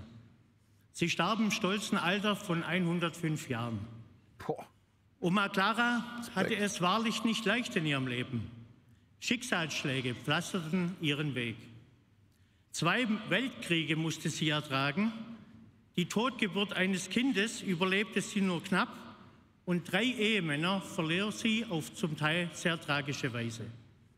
Trotz allem verlor sie nie den Mut weiterzumachen, stolz voranzugehen, ihre überaus große Liebe, beispielloses Verständnis und ihre unsagbare Güte allen Menschen teilwerden zu lassen.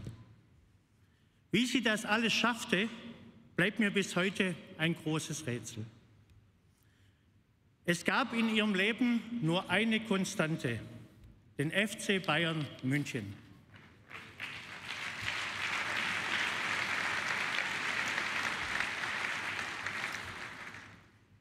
Sie verteidigte tagtäglich unsere Farben, sie stand für unseren Verein ein und deren Werte, was beispiellos war und nicht mehr zu erbringen.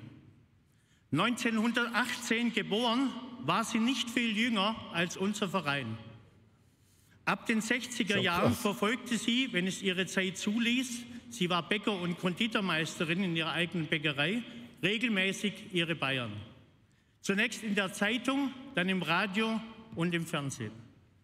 Sie war sehr glücklich, als später der TV-Sender Premiere und anschließend Sky die Spiele live übertragen hat. So zogen die Jahre ins Land und Oma Clara fieberte an jedem Spieltag mit ihren Bayern. Sie wurde oft gefragt, wie es denn sein könnte, den FC Bayern so zu lieben, wie sie es tat, obwohl man nur 30 Minuten von Stuttgart entfernt wohnt. Ihre Antwort war stets, weil es Junge, ich wohne 30 Minuten sind. von Dortmund entfernt und liebe den FC Bayern so. Was ist los? Und auf die Frage, warum sie nicht Fan des VfB Stuttgart ist, entgegnete sie immer, wer? Der VfB? Neu. IB Bayern. Ja, Oma Clara, du warst Bayern, so wie wir alle auch. Während sie die Begegnungen live im Fernsehen verfolgte, ließ sie nichts unkommentiert und regte sich zum Teil sehr über diverse Dinge auf. Warum steht der Neuer wieder am Mittelkreis? Weiß der nicht, wo sein Tor steht? Oder jetzt hat der Pole wieder daneben geschossen. Wie oft möchte er das noch machen? Waren nur einige ihrer Aussagen. Viel Anlass zum Schimpfen hatte sie jedoch nie. Standen die Bayern doch die meiste Zeit ganz oben. Doch ein großer Wunsch blieb ihr lange Zeit verwehrt. Nur einmal in die Allianz Arena, live dabei sein, wenn ihre geliebten Bayern spielen. Das wär's doch. Diesen großen Wunsch konnte ihrer Ansicht nach nur ein Mensch erfüllen. Uli Hoeneß. So kam es, wie es kommen musste. Uli Hoeneß lud Oma Clara zum 100. Geburtstag in die Allianz Arena ein. Uli!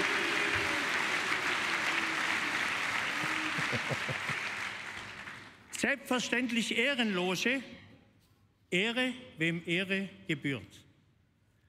Das war einer meiner schönsten Tage in meinem Leben, erinnerte sie sich noch lange zurück. Ganz herzlichen Dank an Uli Hoeneß.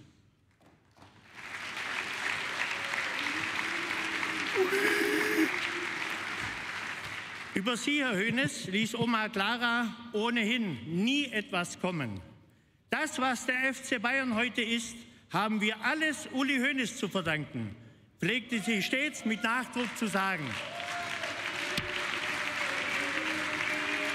Ich glaube auch, der Uli hat den eingeschleuste Vorsorge. Und ich sage, wenn Gerd Müller unser Bomber war, wenn Franz Beckenbauer unser Kaiser war, dann ist Uli Hoeneß der König des FC Bayern München. Let's go, Alter. Bitte, danke. Let's go. Trotz der großen Trauer möchte ich mich bei der großen FC Bayern-Familie recht herzlich bedanken. Herrn Herbert Heiner, der Oma Clara immer herzliche Glückwünsche übermittelte. Frau Elke Keller, die sich ganz rührend um sie beim Besuch in der Allianz Arena gekümmert hat. Allen unzähligen Spielern und Trainern, die sie Zeit ihres Lebens immer sehr glücklich gemacht haben. Herzlichen Dank auch an Max Breitner von der 51, der sie zusammen mit einem Fotografen im beschaulichen Gönningen besuchte, um ein Interview zu führen, das später in der 51 veröffentlicht wurde. Vielen Dank auch an Herrn Andreas Werner, der sie mit einem signierten Müller-Trikot, natürlich ihr Lieblingsspieler, zum 105. Geburtstag überraschte und sie fassungslos vor Freude machte. Und ein ganz herzliches Dankeschön an die Jungs und Mädels in der Süd, die Oma Clara immer für ihre Unterstützung und großartigen Choreos lobte. Und zum Schluss herzlichen Dank an alle FC Bayern-Fans, die sie immer als Familienmitglieder angesehen hat.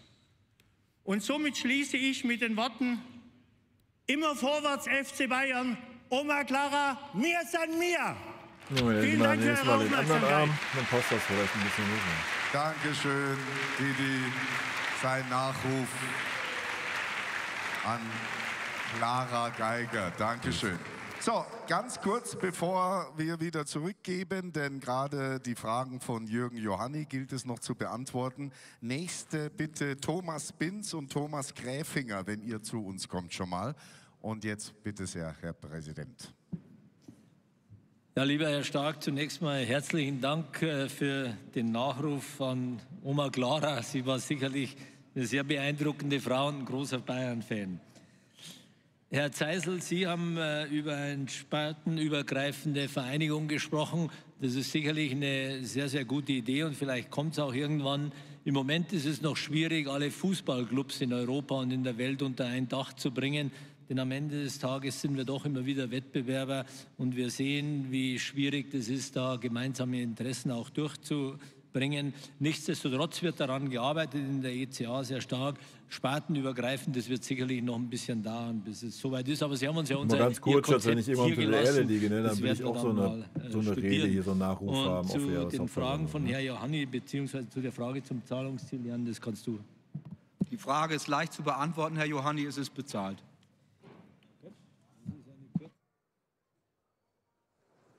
Ja, man sollte nicht immer alles glauben, was man liest. Kurz und knapp. Gut, dann Thomas, bist du schon da? Thomas Binz?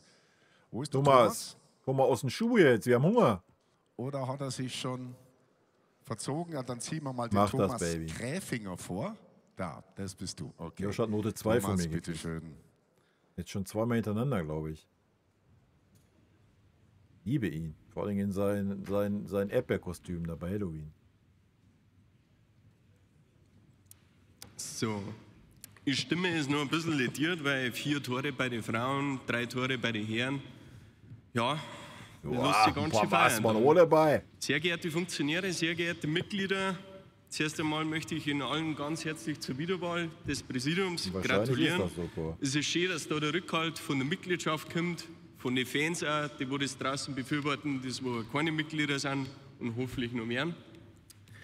Ja, Lehmann, ich halte es so kurz wie möglich. Ich mache jetzt da ein bisschen auf Freestyle, dass wir da durchkommen, auf 2 Minuten vielleicht sogar.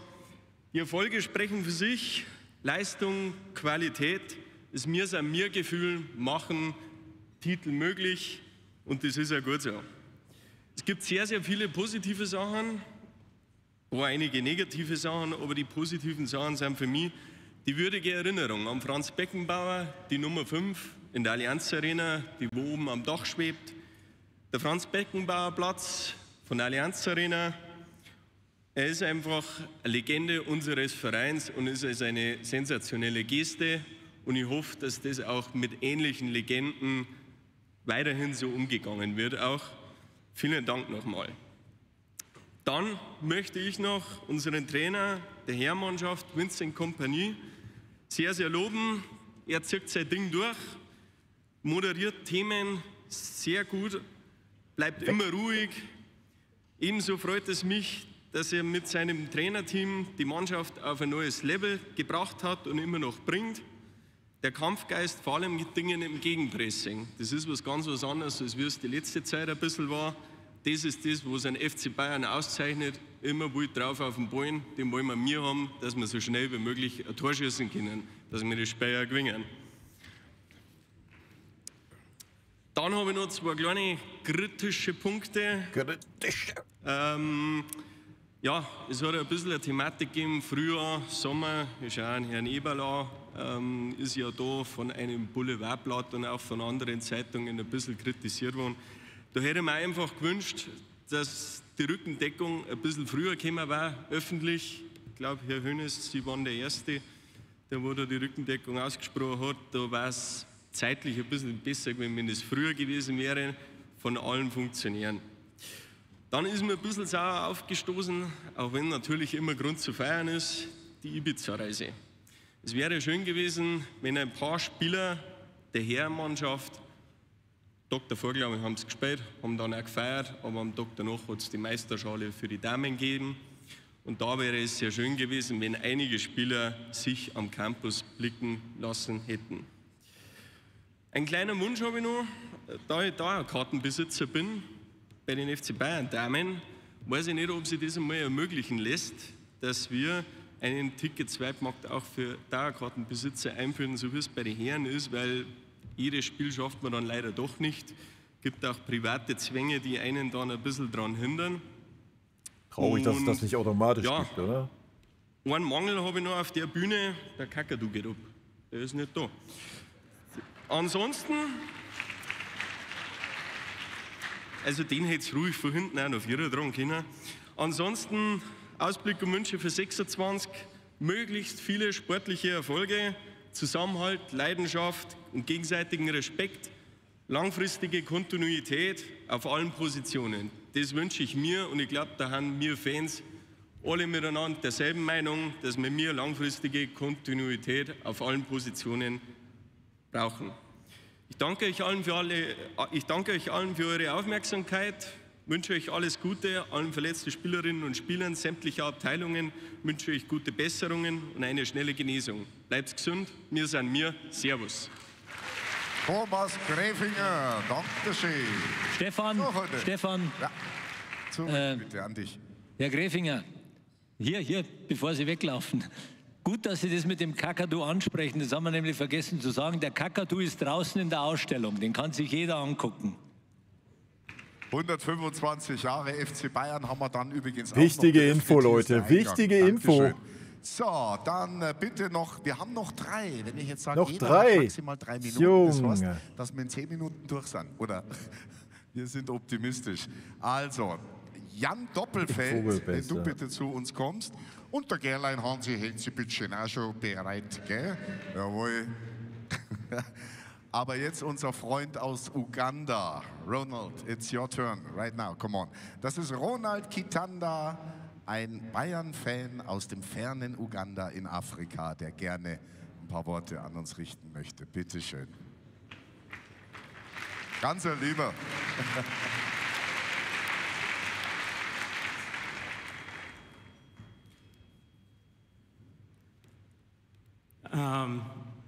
Dear FC Bayern family,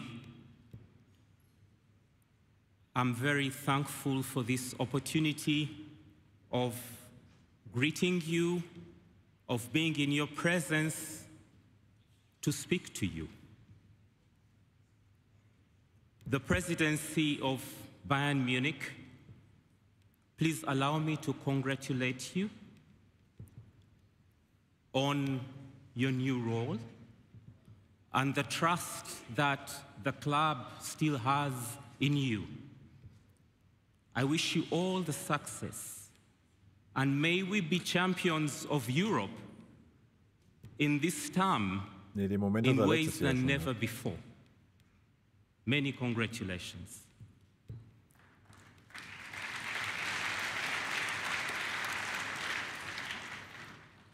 When I read the theme of this General Assembly, the dreams being shaped by the legends and the future of the club, I was in shock because it rhymed very much with what I wanted to share if I get the opportunity.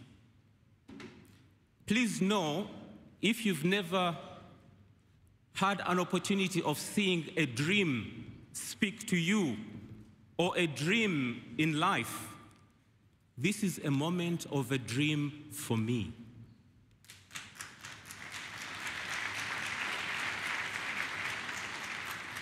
As a young boy who came to love Germany because of the football and the people, I always longed for this moment. And that it is coming to pass, I cannot thank you enough. You have received me well. I've had chance to interact with you. You've invited me into very many different spaces. The honor of talking and meeting with the leadership of Bayern Munich, Mr. Hoeneß, Mr. Heiner, Mr. Walter, the legends also of the club whom I've met while here. I have no words enough, but I'm very, very thankful because it is a dream come true for me as a fan of Bayern Munich and German football. Okay, bisher ist es 1:1 dasselbe, was er letztes Jahr erzählt hat. When I was a young boy back in Uganda and in any space, whenever I would see someone from Germany, I would go straight to them. After saying the hello, how are you? Then the next questions were, how is it in Bayern Munich? Have you met them? Have you talked to them? I've heard of the Rummenigge brothers. How are they? How about, so all the questions that I had, I would always ask and share because it was the closest thing I could have with me while not here in Germany. And out of one of these interactions, I was actually in Tanzania, and I met Dr. Heidi Hackelhaus. She stays in Muldorf. This was around 1996. And the next thing she did, she sent me this scarf. It came in a pack to Uganda in 1996, and it is my very first scarf of Bayern Munich, and I hold it with a lot of treasure, and I'm very honored that I'm able to speak to you with this scarf from Dr. Heidi Hackelhaus, who lives in Muldorf, and I thank you so very much, Dr. Heidi, because it is the closest that I had as an item of Bayern Munich, the very first. And also subsequently, my very first game that I watched of Bayern Munich was an invitation by Dr. Heidi Hackelhaus, over 20 years without meeting. So was my first visit to the Allianz Arena. So in many ways, and many other people, Dr. Helmut Hess, Frank Riesmann, Thorsten Schäfer, Eberhard Gohl, many of them have accompanied me into this journey of touching hold of my dream. And I'm very, very thankful. Finally, I came to say a tribute to the legends of German football. While I was young in 1988, I wrote letters to all of them. I used to write to all of them. And there is one letter to Lord Andy Bremer, which I was not able to post. I came with this letter here in Germany. I thought I would meet Andy Bremer and pass on the letter to him in person. It did not work out.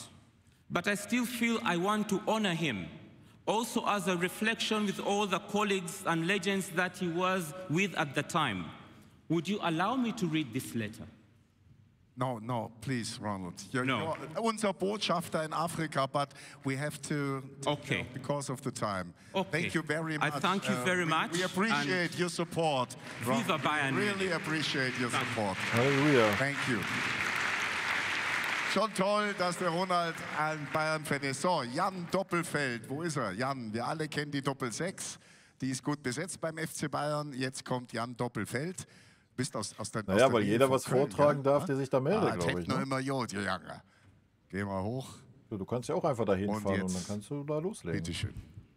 Ja, sehr geehrte Damen und Herren, guten Tag. Ich wurde aus Zeitgründen gebeten, mich kurz zu halten.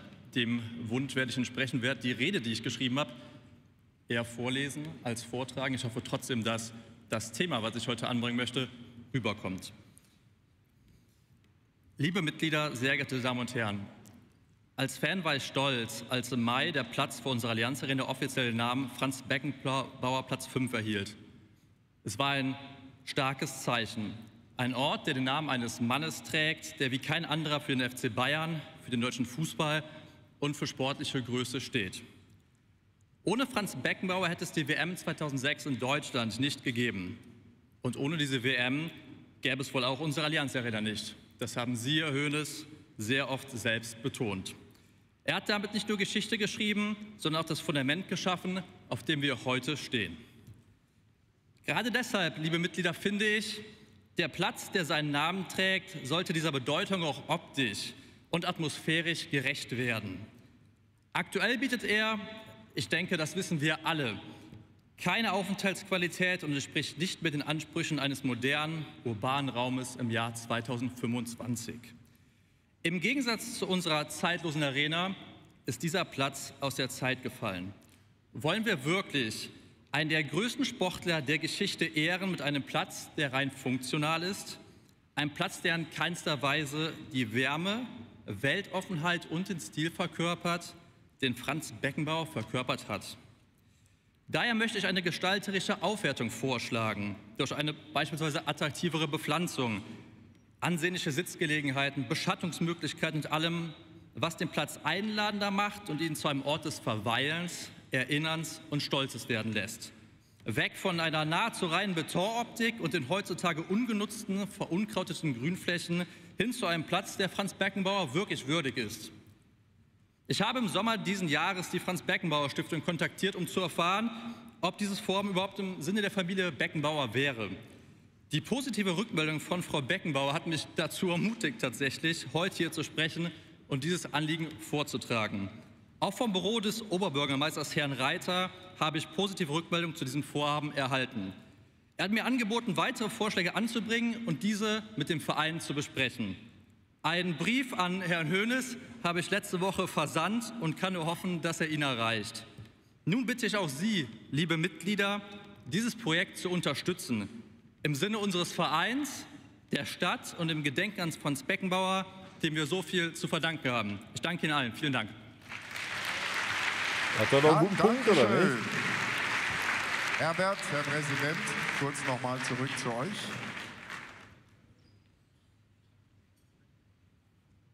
Ist da diesbezüglich irgendwas, die letzten drei Redner? Ich glaube, beim Ronald haben wir uns schon bedankt. Genau, Thomas Gräfinger. Dann fehlt eigentlich, können wir jetzt auch, denn das wäre wirklich die letzte Wortmeldung. Kult, wo ist er? Zur schönen Aussicht. Ah, da kommt er. Da kommt er. Ein junger, aufstrebender Nachwuchsfan, meine sehr verehrten Damen und Herren. Also, dreimal dürft's raten, was kommt. Naja, dass Kritik abgeschmettert wird oder übergangen wird, ist doch normal. Mit seine Höselwanger. Auf geht's, Hansi. So, grüß Gott bei uns. Ich glaube, jetzt haben wir es gleich geschafft. 3 Minuten, glaube ich, brauche ich gar nicht, weil es so wie ist, also das ist wie ich. Wir sind ziemlich auf den Trockenen, da ich mal sagen. Hunger und Durst ist groß. Aber nichtsdestotrotz möchte ich natürlich das Präsidium nur mal beglückwünschen zu der super Wahl. Das habt ihr wieder super hingekriegt. Ich möchte einen Jan beglückwünschen zu seiner kurzen Rede. Ich habe mit mehr gerechnet. Er hat das sehr gut und prägnant kurz gemacht. Ich wollte mal dann noch sprechen, weil der blaue Anzug, das weiß ich nicht genau, ob wir da nicht was anderes im Schrank haben, aber ist es auch wurscht. dafür das beste Wahlergebnis, ne? Immerhin. Ja, die Sonntagsversammlung, das ist jetzt gar nicht so verkehrt, weil da sparen wir uns einen Doppelpass. Man, der ist nur wert zum Anschauen, wenn der Uli drin sitzt. Herr Hoeneß, sensationeller Auftritt und ich glaube, der Max hat das auch schon gesagt. Ich meine, das Hoffenheim der Champions League, das haben wir jetzt gesagt, dass wir sogar vielleicht ein bisschen besser sind. Aber es war wie immer ein Genuss, egal ob es jetzt gut oder schlecht war. Mit Freude haben wir so geschaut. Also in diesem Sinne, und mir steht es als letzter Redner jetzt dazu, und ich habe natürlich auch einen Antrag, weil wir jetzt alle so viel Hunger und Durst haben, stelle ich jetzt einmal an den, haben wir noch einen Kassier eigentlich? Ja, haben wir schon, gell? Stelle ich ans Präsidium noch den Antrag, ob wir nicht jetzt vielleicht für uns alle ein bisschen ein Freibier kriegen oder vielleicht sogar nur, wenn noch eine Brotzeit hinten oder irgendwas. Irgendwas muss doch sein, weißt du noch hier. Uli zahlt schon. Uli zahlt schon. Für mich ist es ein sehr ungewöhnlicher Zeitpunkt, dass ich da jetzt stehe, weil normal stehe ich ja daheim hinter meinem Ofen und koche für meine Gäste. Und heute darf ich für meine Mitglieder da um Freibier betteln. Das ist ja eine super Sache. Und ich denke mir mal, wenn das möglich ist, dann darf man das gerne machen. Dafür darf ich dann den Schluss mit einem Witz beenden. Wenn du das versprichst, dass du das beendest, Hansi, dann ist das Freibier natürlich genehmigt. Wunderbar, vielen Dank. Sehr gut. Der Thomas Müller hat ja bei seinem letzten Auftritt in der Allianz Arena hat das auch mit einem Witz beendet. Der war ein bisschen geschmackig, der Witz. Und ich habe mir gedacht, mit irgendwas Geschmackiges machen wir das jetzt da auch. Und weil heute Sonntag ist und so, dann habe ich jetzt so an Himmel und Hölle gedacht und an ob das an Jesus recht ist, wenn wir heute da feiern, ist jetzt auch egal. Auf alle Fälle kommt der Teufel zum Petrus und sagt, du Petrus, meinst du, wir könnten einmal ein Fußballspiel austragen? Und dann sagt der Petrus, das ist eine gute Idee, das machen wir. Aber da wird es keine Chance haben, weil bei uns ist der Beckenbauer, bei uns ist der Müller, bei uns ist der Pelé, bei uns ist der Maradona. Da gewinnt eh nichts. Dann hat der Teufel gesagt, tu dich nicht früh freuen, bei uns sind alle Schiedsrichter. Schiedsrichterabteilung, danke. Als wenn der Maradona im Himmel wäre, Alter. Hansi Gerlein, danke schön. Dem ist ja nichts mehr hinzuzufügen. Ach, manche Dinge ändern sich nie. Gutes. So, bitteschön, Herbert Heiner. Ja, meine lieben Mitglieder, damit wir nicht allzu lange aufs Freibier warten müssen, nachdem jetzt keine weiteren Wortmeldungen mehr vorliegen, Herr Doppelfeld, für Sie noch die Esplanade, wo die Beckenbauer Statue steht, das ist städtischer Platz, deswegen müssen wir da auch mit der Stadt reden. Das war natürlich diplomatisch vom Bürgermeister, dass er sich an Sie verwiesen hat, aber wir werden das gerne noch mal aufnehmen. Okay, meine sehr verehrten Damen und Herren, nachdem nun keine Wortmeldungen mehr vorliegen und bevor ich die ordentliche Mitgliederversammlung 2025 beende, möchte ich mich noch mal ganz herzlich bei unseren beiden Gebärdensprachdolmetscherinnen Anja Rennebach und Michaela Mayer bedanken. Ja, gehen wir mit. Außerdem bedanke ich mich bei der Palana Brauerei, Frau Schörkober, herzlichen Dank, bei Coca-Cola und bei Dinzler für die großzügige Unterstützung bei der Getränkeversorgung heute für uns alle. Hiermit beende ich die heutige Jahreshauptversammlung um 15:07 Uhr und wünsche Ihnen allen alles Gute, Gesundheit und einen guten Nachhauseweg. Herzlichen Dank. Top, ey. Dankeschön.